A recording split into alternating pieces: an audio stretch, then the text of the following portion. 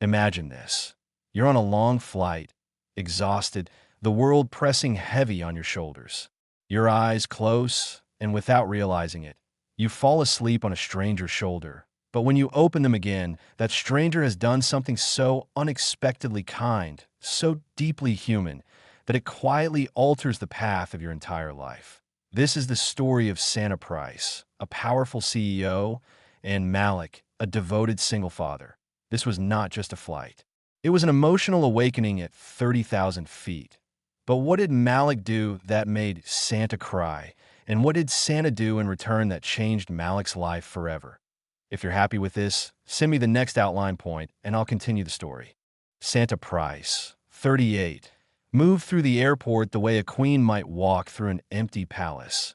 Admired, untouchable, and completely alone. Her heels echoed against the glossy floor, a steady reminder of how far she had climbed and how little anyone truly walked beside her.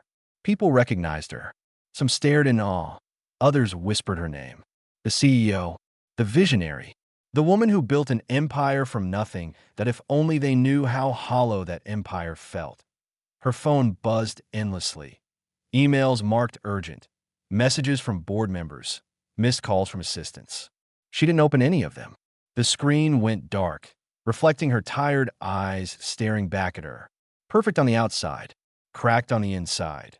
She sat at the gate, surrounded by families laughing, couples leaning on each other, children sleeping against familiar shoulders. She noticed the warmth of them and felt none of it. There was no one waiting to call her name, to ask how she felt, to make sure she returned home safely. There was only another expensive city, another meeting, another reminder of her success that on the plane, she took her window seat. First class, silence, privacy, everything she thought she wanted. As the plane lifted into the sky, Santa stared at the clouds drifting like forgotten dreams. She couldn't remember the last time she had spoken to her parents without arguing, or the last time she had laughed without a reason attached to it. Her head felt heavy, not from the journey, but from the weight of her own life. Slowly, without even realizing it, her eyes closed, and in that moment of weakness, she leaned sideways, resting her head on a stranger's shoulder. She was rich, she was powerful, but inside she had never felt more empty. When Santa's head softened against the shoulder beside her, she didn't wake right away. For the first time in a very long while, her body relaxed. It wasn't the wide leather seat of first class that eased her. It was the steady warmth of another human being. Solid, grounded, alive. Malik froze for a brief second. He had boarded the plane moments earlier, guiding his little girl to their seats with a calm he had practiced for years.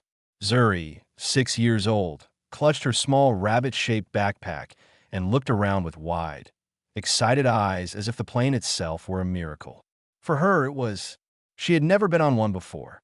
"Daddy, are we flying above the clouds for real?" she had whispered, eyes sparkling. "For real, Zuri," he replied softly. Straight through them. Now, sitting next to a powerful stranger who had unknowingly leaned into him, Malik didn't move. He didn't pull away. He didn't sigh in annoyance. He just stayed still so she wouldn't wake up embarrassingly, or worse, feel ashamed. He noticed the faint tremble in her breathing, the tension in her jaw even while she slept. He could tell life had not been gentle with her. And strangely, he felt protective. Zuri leaned across him, noticing the woman resting on her father's shoulder. Her small fingers tugged gently at his sleeve. "Daddy, is she okay?" "I think she's just tired, baby," he whispered, offering a reassuring smile. Zuri studied Santa's face with innocent curiosity. "She looks sad, even when she's sleeping." That one sentence hit Malik deeper than any loud cry could have. He looked down at his daughter, this tiny soul filled with empathy, so pure that it almost hurt his heart. She had grown up with so little: hand-me-down clothes, cramped apartments, cheap noodles. Yet somehow her heart knew only kindness, only gentle questions, only hope. "Yes," he whispered back. "She does." Malik remembered the day Zuri's mother left. No argument. No warning, just a silent goodbye and an empty space that still echoed some nights. From that moment onward, Malik had learned to be everything: mother, father, protector, provider, teacher, comforter. He worked two jobs, one in the morning at a warehouse, another at night cleaning office buildings that glittered with the same success Santa represented. He came home with aching muscles and a weary smile, only to fall asleep while reading bedtime stories, his fingers still holding the page. He never complained. Not once. Because every time Zuri laughed, the soft, bell-like sound of pure joy, the world made sense again. As the plane began to level, Santa stirred slightly. For a second, Malik thought she might wake up, but instead her head settled more comfortably against him. A quiet trust, offered unknowingly. Something inside him softened. He carefully adjusted his arm so she wouldn't slide off. Zuri watched closely, nodding as if she approved of his gentleness. "You're being very kind, Daddy," she murmured. "That's because kindness matters," he replied. Santa, though still half asleep, felt it all. The warmth, the patience. The conversation carried on in whispers as if the air itself demanded softness. Without opening her eyes, she sensed the difference between a man who had everything and a man who gave everything.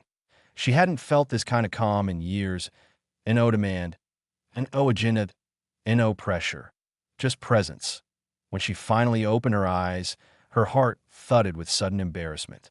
She sat upright quickly, her cheeks flushing a delicate shade of pink.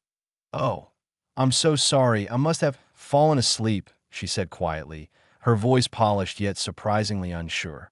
Malik simply smiled. "It's okay. You look like you needed the rest." No flirtation, no arrogance, no judgment. Just understanding. Zuri grinned up at her, her front tooth slightly loose. I'm Zuri. You look like an angel when you were sleeping." Santa blinked, caught off guard. And then, for the first time in a very long while, she let out a small laugh. It startled even her. "Well, thank you, Zuri."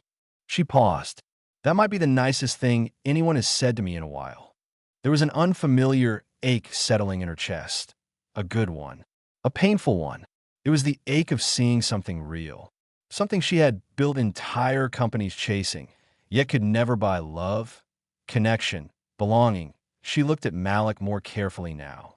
His clothes were worn, his hands rough from years of labor, the exhaustion behind his eyes carefully hidden.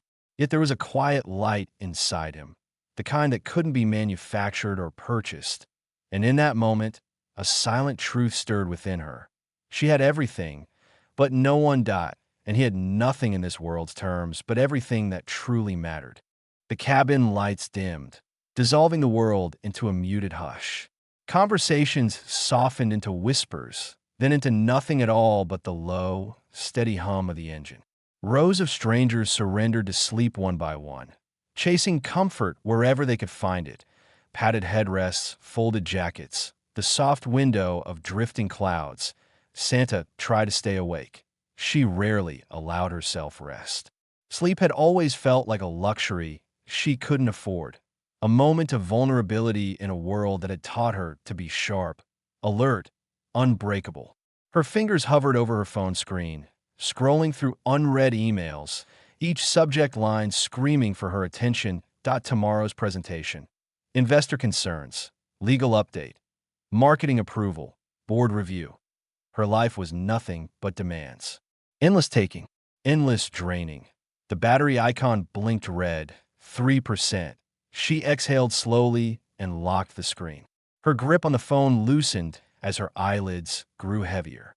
The gentle vibration of the plane wrapped itself around her like a lullaby she had forgotten existed. Somewhere between thought and dream, her body swayed. And once again, without asking permission, without planning to, she leaned on Malik's shoulder. It was warm. Solid. Safe. Malik noticed immediately the quiet stillness passed over his face, as if he had sensed that this moment was fragile, something sacred in its simplicity. He sat straighter, steadying his breathing so she wouldn't feel his chest rise too strongly. He didn't clear his throat, didn't shift his legs, didn't roll his eyes in irritation. He simply allowed her to rest. Zuri glanced up at Santa, then back at her father. "Daddy," she whispered, the softest breath of sound. She fell asleep again. "I know, baby," he replied, his voice just as low. "Isn't your arm tired?" "A little, but I can handle it." He could handle it. He had handled far heavier burdens than this. A sleeping stranger was the lightest weight he had carried in years. Minutes passed, then more. His shoulders slowly grew numb. The slight sting of pins and needles crept down his arm, but Malik ignored it. There was a strange peace in holding still for someone else's comfort. It felt natural to him. It was what he had done every single night for 6 years when Zuri climbed into his bed after bad dreams and tangled her tiny arms around his neck. Yes. Oh, he remained. He studied Santa's face more closely now. The faint lines of stress around her eyes. The carefully applied makeup that could not hide the exhaustion buried beneath it. Even in sleep, she wore tension like a second skin. Who broke you? He wondered. He had seen many faces like hers before, in the buildings he cleaned, in the mirrors of endless elevators reflecting tired suits late at night. Powerful people with broken hearts hidden behind perfect smiles. Except unlike those others, Santa had let her guard fall. Unintentionally, but completely. Her phone slid from her hand, landing softly against his leg. The screen lit up for one last weak moment before going black. Malik caught the flash of low battery and instinctively reached into his backpack. He pulled out a small, worn power bank, scratched, faded, held together with tape at the edges, but dependable. He didn't stop to consider whether he should. He just reacted the way his heart always guided him to, gently. Careful not to disturb her, he picked up Santa's phone as Zuri's eyes widened. "Daddy, what are you doing?" Her phone died. He whispered, slowly connecting the cable. "She might need it when she wakes up. But what if she gets mad?" "I don't think she will," he replied softly. "And even if she does, sometimes it's still worth being kind." The phone screen flickered back to life, 5%, then rising. Malik placed it carefully on the folded tray between them, just close enough for her to reach without shifting position. Then he returned to being still, still for her peace, still for a stranger's rest, still for the kindness the world rarely paused to offer. And in those quiet minutes, something unseen but powerful was happening. Santa dreamed, in her sleep. Her mind drifted back through years she had buried, birthdays she missed for, meetings, phone calls she never returned, a brother she stopped speaking to, a mother whose voice she had forgotten. In her dream, she was younger, sitting at a small kitchen table while laughter echoed around her. Something she hadn't heard in a very long time. There was warmth, connection, hands held, love shared without contracts. Then, slowly, she stirred. Her eyes fluttered open. For a moment, she forgot where she was. All she felt was the warmth beneath her cheek and the steadiness beneath that warmth. Her senses awakened in pieces. The hum of the engine, the faint scent of clean laundry, the gentle sound of a child breathing. And then she realized she was still resting on his shoulder. Her body tensed as embarrassment washed over her like heat. She sat upright quickly, brushing a strand of hair from her eyes. "Oh my, I'm so sorry. I didn't mean to. Her voice faded when she noticed her phone on the tray, glowing faintly. "Yep. Charge my phone?" she asked, confusion woven through her surprise. Malik gave a small, nearly shy nod. "It died while you were asleep, so I thought I'd help. But you used your own power bank?" Her eyes flicked to the worn device in his hand. "You don't even know me." He glanced at Zuri, then back at Santa. "You look like you needed something that belonged to you to still be there when you woke up," he replied simply. "Everyone deserves that." The words hit her harder than any boardroom confrontation ever had, and no one had ever done such a small thing for her without wanting something in return. Not a deal, not a favor, not recognition, just kindness that in her world people took from others. Malik only gave that a sharp ache filled her chest. Her throat tightened. Quickly, she looked out the window, pretending to adjust her hair, unwilling to let a stranger see tears forming in her eyes. But one slipped out anyway. She wiped it away quickly, hoping he wouldn't notice. He just chose not to mention it. Zuri offered her a tiny napkin from her bag, her face full of concern. "Don't be sad. My daddy says clouds cry too." and then they feel better. That was it. That single sentence cracked the walls Santa had spent a lifetime building. She looked at the little girl, then back at Malik, and something deep inside her finally, painfully, beautifully broke open. For the first time in many years, she didn't feel like a CEO. She felt like a human being. Silence settled gently between them again. Not the uncomfortable kind that makes you shift in your seat or reach for your phone, but a rare, fragile quiet filled with unspoken thoughts, with the kind of understanding that didn't rush itself. Outside, the clouds stretched infinitely, glowing gold and white as if painted by some careful hand. Inside, something was slowly awakening. Santa rested her hands in her lap, her fingertips trembling just slightly. She hadn't meant to cry. She hadn't meant to feel anything. Yet the warmth of Malik's small action still pulsed through her chest, like a heartbeat she had forgotten belonged to her. After a moment, she spoke, her voice lower than before, softer around the edges. "Thank you for what you did. With my phone, most people wouldn't even notice something so small." Malik shrugged gently, as if kindness were as ordinary as breathing. Sometimes the smallest things matter more than the big ones. Zuri nodded in agreement, swinging her short legs back and forth. "Daddy fixes things, even the broken things." The words hung in the air for a second too long. Malik looked down, a shadow flickering across his face, grief passing, familiar and quiet. "Some things," he said carefully, "you can't really fix. You just learn how to carry them." Santa watched his expression change, saw the pain he tried to hide behind calm eyes. It wasn't dramatic. It was the deep, worn-down kind of hurt that lived in someone who had accepted loss not because it was easy, but because there was no other choice. She didn't push, but she also didn't look away. "What happened?" she asked softly, not as a CEO interrogating a subject, but as a human reaching another human in the dark. For a few seconds, Malik said nothing. His thumb brushed gently over the frayed strap of his backpack. Then he exhaled, a long, tired breath that sounded like a confession. "My wife, she passed away 3 years ago."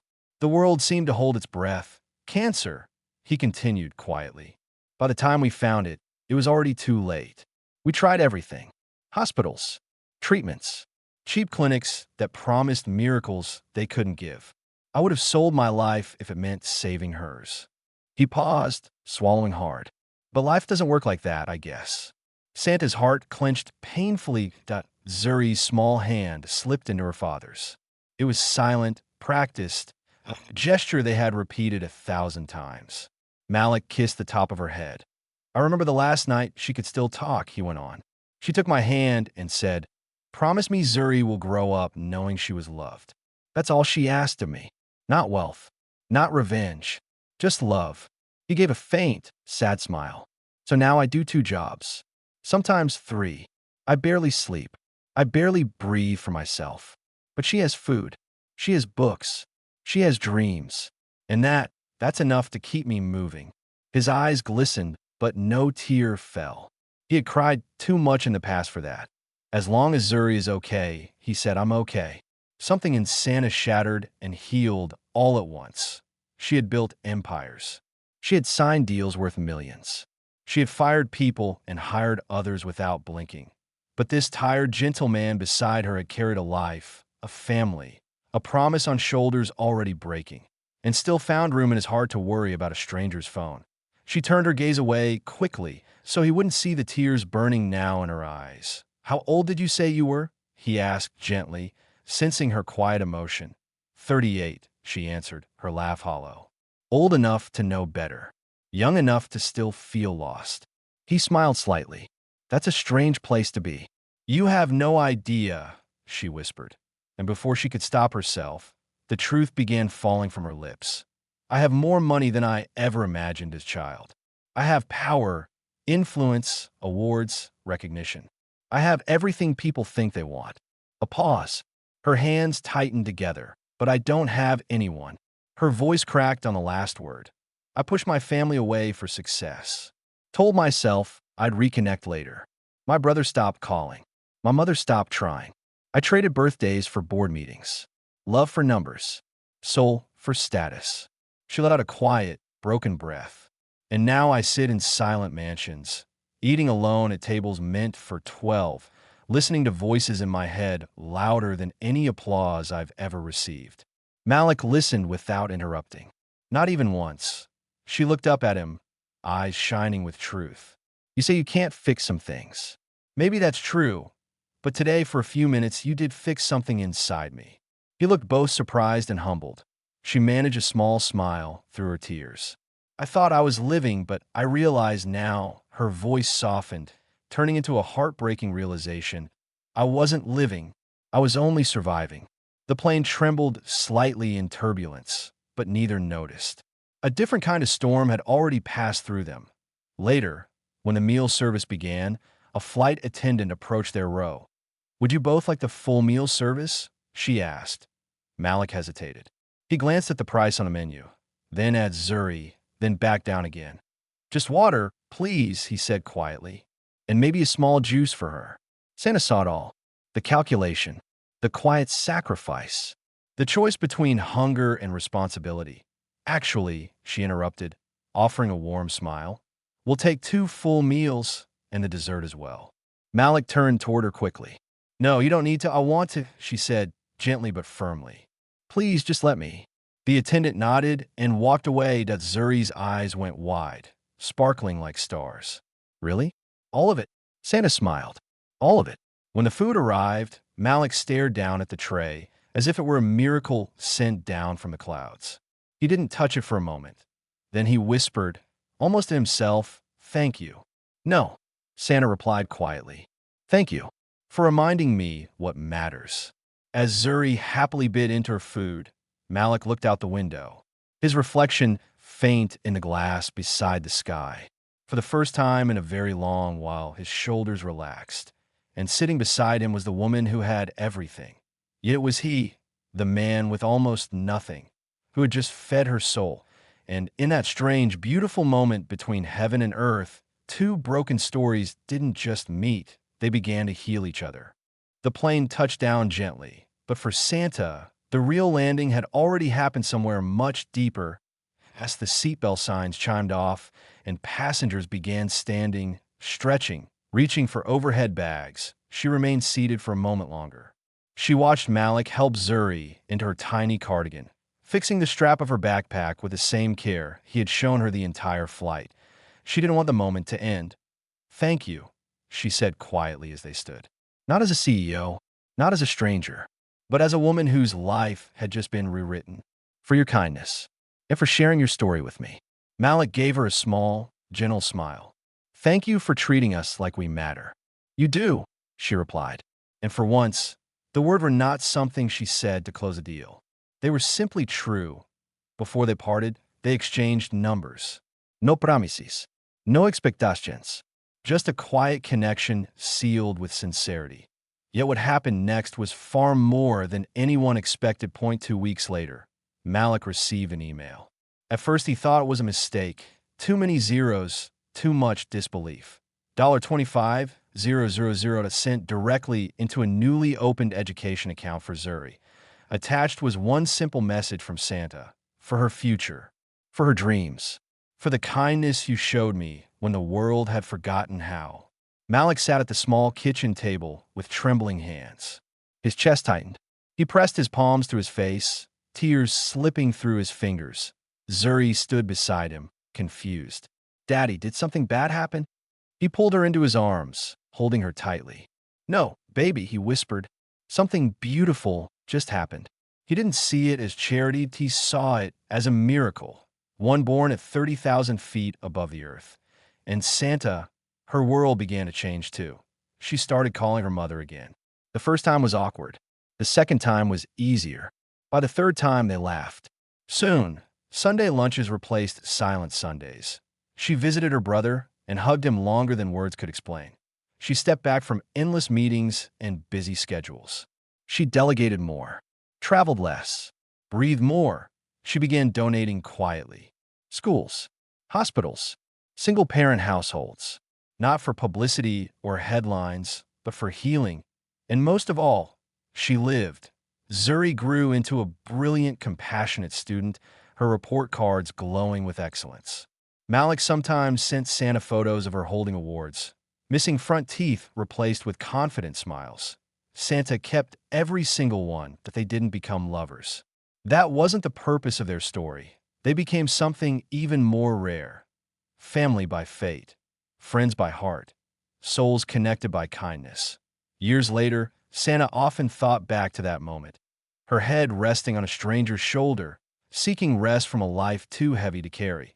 She had boarded that plane as a woman who had everything: money, power, fame, control. But what she had truly been missing was love, connection, and purpose.